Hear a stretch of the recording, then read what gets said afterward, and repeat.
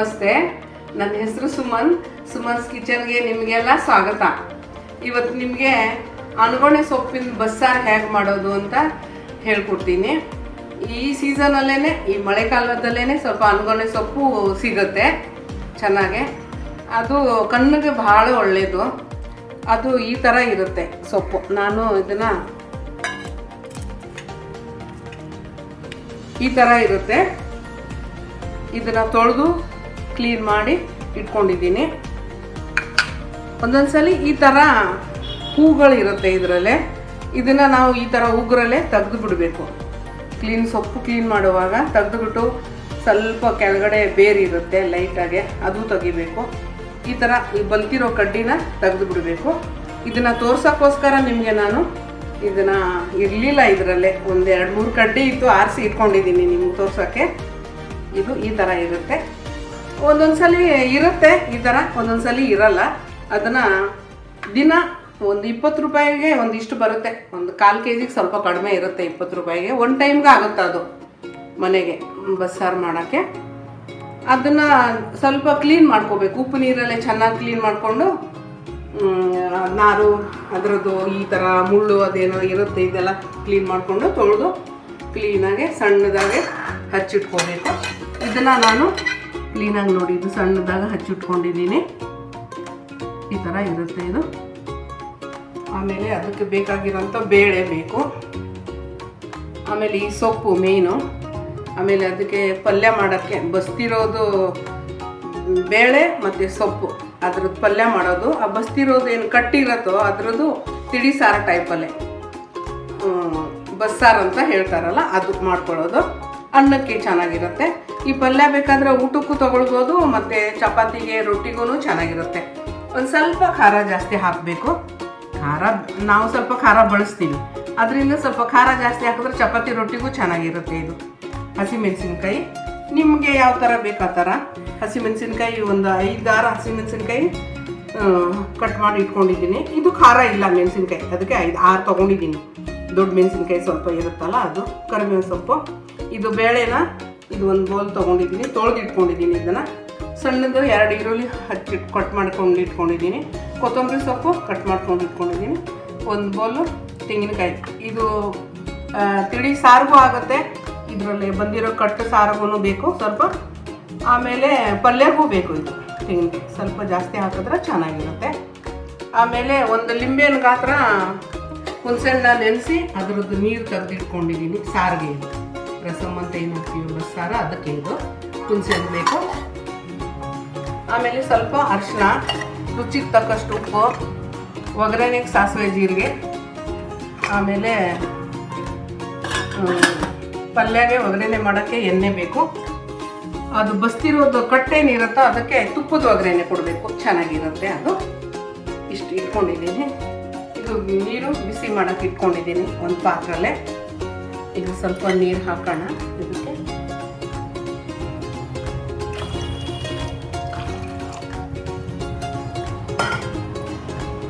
ಇದು ನೀರು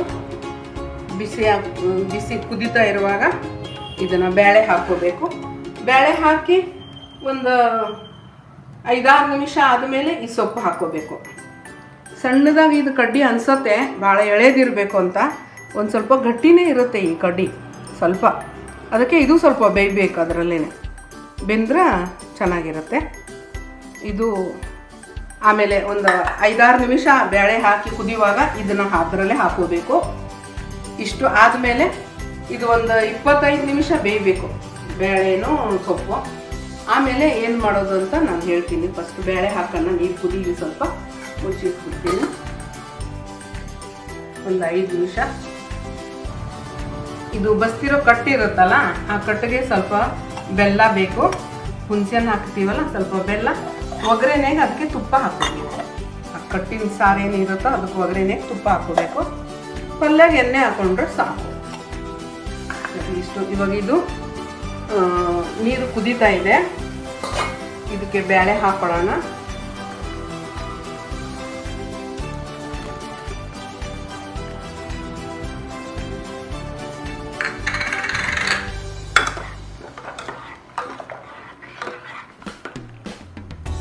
ಇದಕ್ಕೆ ಬೇಯೋದಕ್ಕೆ ಒಂದು ಅರ್ಧ ಚಮಚದಷ್ಟು ಅರಿಶಿನ ಹಾಕೋಣ. ಆಮೇಲೆ ಒಂದು ಸ್ವಲ್ಪ ಎಣ್ಣೆ ಹಾಕೋಣ, ಚೆನ್ನಾಗಿ ಬೇಯುತ್ತೆ ಅಂತ.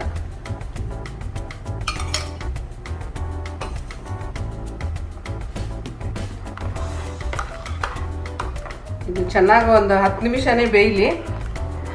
ಇದು ಕುದಿಯುವಾಗ 10 ನಿಮಿಷ ಆದಮೇಲೆ ಅದನ್ನು ಸೊಪ್ಪು ಹಾಕಬೇಕು.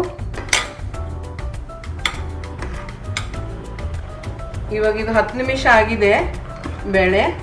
ಇವಾಗ ಇದಕ್ಕೆ ಇದು ಹಚ್ಚಿಟ್ಟಿರೋದನ್ನ ಒಣಗೊಣೆ ಸೊಪ್ಪು ಹಾಕ್ತೀನಿ.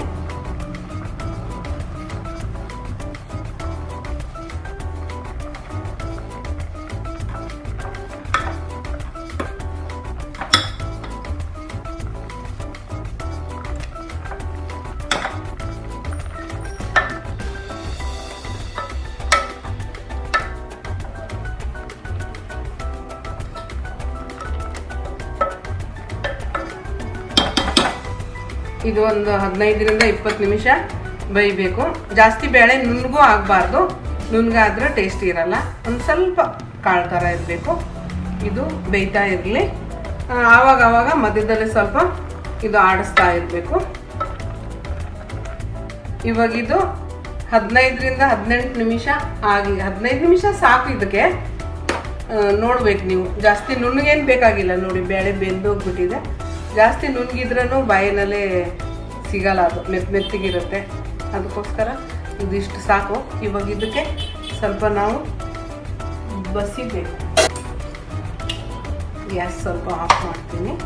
ಇದನ್ನ ಬಸ್ಕೊಂಡ್ಬಿಡೋಣ.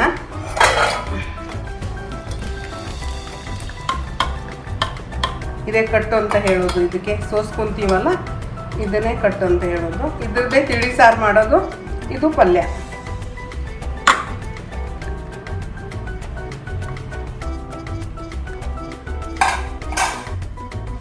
ಇಟ್ಟಿದ್ದೀನಿ, ಗ್ಯಾಸ್ ಆನ್ ಮಾಡಿದ್ದೀನಿ. ತಿಳಿ ಸಾರು ಮಾಡ್ಕೊಳ್ಳೋಣ. ತಿಳಿ ಸಾರಿಗೆ ಒಗ್ಗರಣೆಗೆ ಸ್ವಲ್ಪ ತುಪ್ಪ ಹಾಕೋಬೇಕು. ಟೇಸ್ಟ್ ಚೆನ್ನಾಗಿರುತ್ತೆ ತುಪ್ಪದಲ್ಲೇ.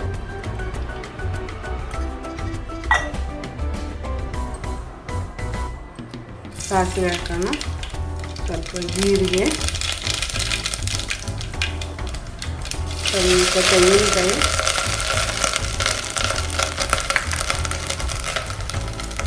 ಸ್ವಲ್ಪ ಕೊತ್ತಂಬರಿ ಸೊಪ್ಪು,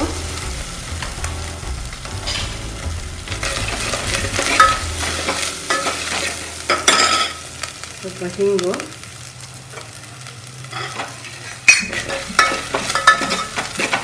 ನಮ್ಮದು ಸಾಂಬಾರು ಪುಡಿ ಇರುತ್ತಲ್ಲ, ಸಾಂಬಾರು ಮಾಡೋಕ್ಕೆ ಡೈಲಿ ಯೂಸ್ ಮಾಡ್ಕೋತೀವಿ ಅದು.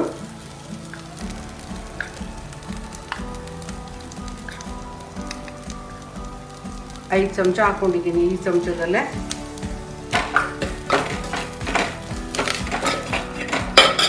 ಆಮೇಲೆ ಉಪ್ಪು ಸಣ್ಣ ಚಮಚದಲ್ಲೇ 2.5 ಅಷ್ಟು ಉಪ್ಪು ಹಾಕ್ಕೊಂಡಿದ್ದೀನಿ.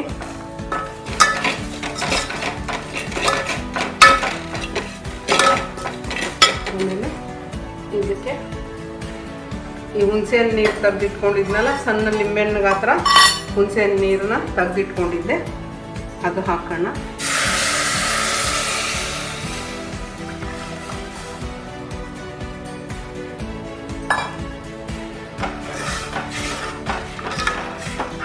ಇದು ಸ್ವಲ್ಪ ಹುಳಿ ಖಾರ ಕುದಿಬೇಕು. ಜೊತೆಗೆ ಬೆಲ್ಲ ಹಾಕೊಳ್ಳೋಣ. ಬೆಲ್ಲ ಹಾಕಿದ್ರೆ ಸ್ವಲ್ಪ ಟೇಸ್ಟ್ ಚೆನ್ನಾಗಿರುತ್ತೆ. ನಿಮಗೆ ನೋಡಿಕೊಂಡು, ಕೆಲವ್ರಿಗೆ ಬೆಲ್ಲ ಇಷ್ಟ ಆಗಲ್ಲ, ಉಪ್ಪು ಖಾರ ಹೇಗೆ ಬೇಕಂಗೆ ಹೆಚ್ಚು ಕಮ್ಮಿ ಮಾಡ್ಕೋಬೋದು. ಮತ್ತು ಬೆಲ್ಲನೂ ಅಷ್ಟೇ, ಹುಣಸೆಹಣ್ಣು ಕೆಲವರು ಕಮ್ಮಿ ಹಾಕೊಳ್ಳೋಂಗಿದ್ರೆ ಕಮ್ಮಿನೂ ಹಾಕೋಬೋದು. ಇದು ಇವಾಗ ಕುದೀಲಿ.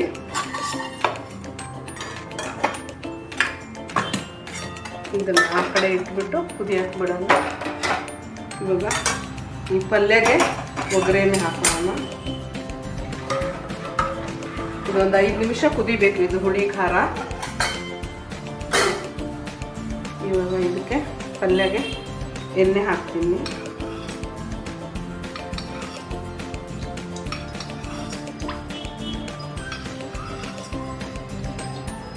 ಇದರಲ್ಲೇ 4 ಚಮಚದಷ್ಟು ಎಣ್ಣೆ ಹಾಕಿದ್ದೀನಿ.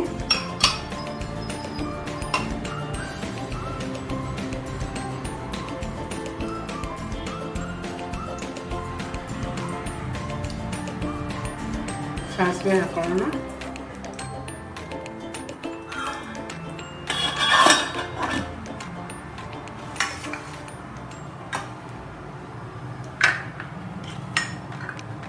ಇದಕ್ಕೆ ಸಾರಿಗೆ ಉಪ್ಪು ಹುಳಿ ಸ್ವಲ್ಪ ನೋಡಿಕೊಂಡು, ಖಾರ ಬೆಲ್ಲ ಅದೆಲ್ಲ ನೋಡ್ಕೊಂಡು ಟೇಸ್ಟು ಇನ್ನು ಸ್ವಲ್ಪ ಬೇಕಾದರೆ ಹಾಕ್ಕೊಳ್ಬೋದು. ಜೀರಿಗೆ ಹಾಕಿದ್ದೀನಿ. ಇದಕ್ಕೆ ಸ್ವಲ್ಪ ಕರಿಬೇವು ಸೊಪ್ಪು ಮೇಲಿಂದ ಹಾಕ್ತೀನಿ, ಟೇಸ್ಟ್ ಚೆನ್ನಾಗಿರುತ್ತೆ.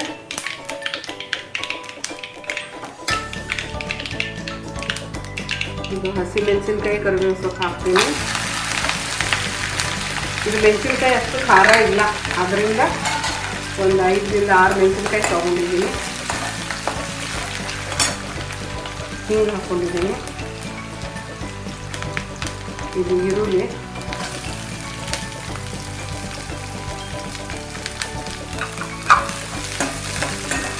ಇದನ್ನು ಸ್ವಲ್ಪ ಚೆನ್ನಾಗಿ ಬಾಡಿಸ್ಕೊಳ್ಬೇಕು.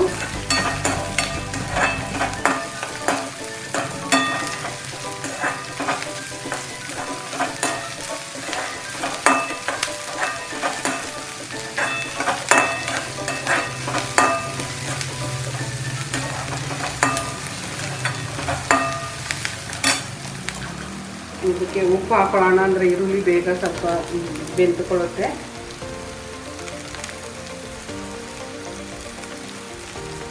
ಅಷ್ಟು ಪಲ್ಯಗೆ ಎಷ್ಟು ಬೇಕು ಉಪ್ಪು ನೋಡಿಕೊಂಡು ನೀವು ಹಾಕ್ಕೋಬೇಕು. ಇದರಲ್ಲಿ 2.5 ಚಮಚದಷ್ಟು 2.5 ಚಮಚ ಸಣ್ಣ ಚಮಚ ಇದು ಹಾಕಿದ್ದೀನಿ.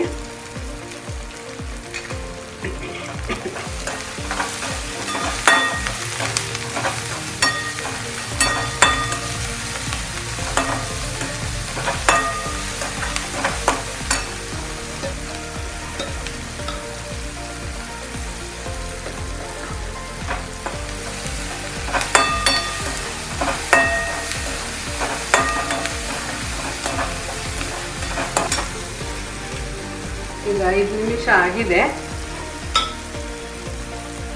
ಇವಾಗ ಇದು ಕಟ್ಟು ಅದರಲ್ಲಿ ಹಾಕೋಣ. ಕಟ್ಟಿಗೆ ಬಂದಿದೆ ಕಟ್ಟು. ಇನ್ನು ಸ್ವಲ್ಪ ನೀರು ಹಾಕೋಬೋದು, ಸ್ವಲ್ಪ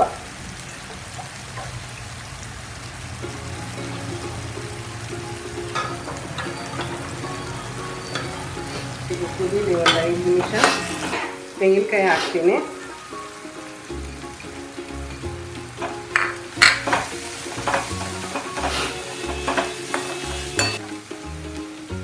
ಕೊತ್ತಂಬರಿ ಸ್ವಲ್ಪ ಹಾಕ್ತೀನಿ.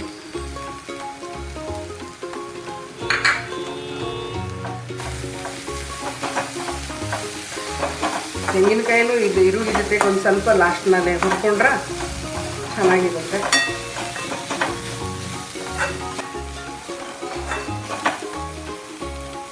ಇವಾಗಿದ್ದು ಬೆಂದಿರೋ ಬೇಳೆನ ಸೊಪ್ಪು ಹಾಕೋತೀನಿ.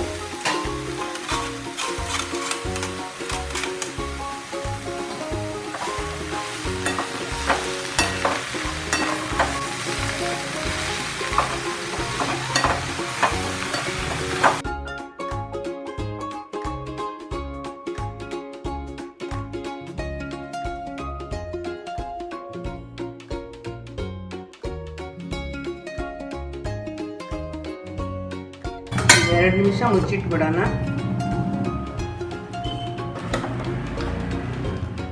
ಇದು ಈ ಥರ ಆಗಿದೆ ಸಾರು, ಚೆನ್ನಾಗಿರುತ್ತೆ.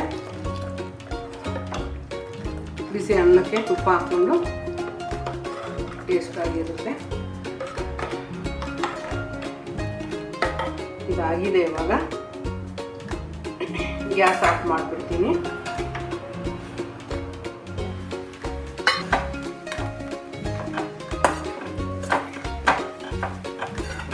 ಪಲ್ಯನೂ ಆಗಿದೆ ನೋಡಿ. ಇದು ಅನ್ಗೊಣೆ ಸೊಪ್ಪಿನ ಬಸ್ಸಾರು ಮತ್ತು ಪಲ್ಯ ರೆಡಿಯಾಗಿದೆ. ತುಂಬ ಚೆನ್ನಾಗಿ ಬಂದಿದೆ. ನೀವು ಟ್ರೈ ಮಾಡಿ. ಸೊಪ್ಪನ್ನ ಒಂದಿನಕ್ಕೆ ಬಿಡಿಸೋಕ್ಕಾಗದೇ ಇದ್ದರೆ ಇವತ್ತು ಸ್ವಲ್ಪ ನಾಳೆ ಸ್ವಲ್ಪ ಆ ಥರ ಬಿಡಿಸ್ಕೊಡಿ. ಆಮೇಲೆ ಇಷ್ಟ ಮಾಡಿ ನಿಮ್ಮ ಇಷ್ಟ, ನಿಮ್ಮ ಅನಿಸಿಕೆ ಏನಿದೆ ಅದು ಕಮೆಂಟ್ ಬಾಕ್ಸಲ್ಲೇ ಹಾಕಿ. ಆಮೇಲೆ ನನ್ನ ವಿಡಿಯೋ ಲೈಕ್ ಮಾಡಿ, ಶೇರ್ ಮಾಡಿ, ಸಬ್ಸ್ಕ್ರೈಬ್ ಮಾಡಿ. Thank you.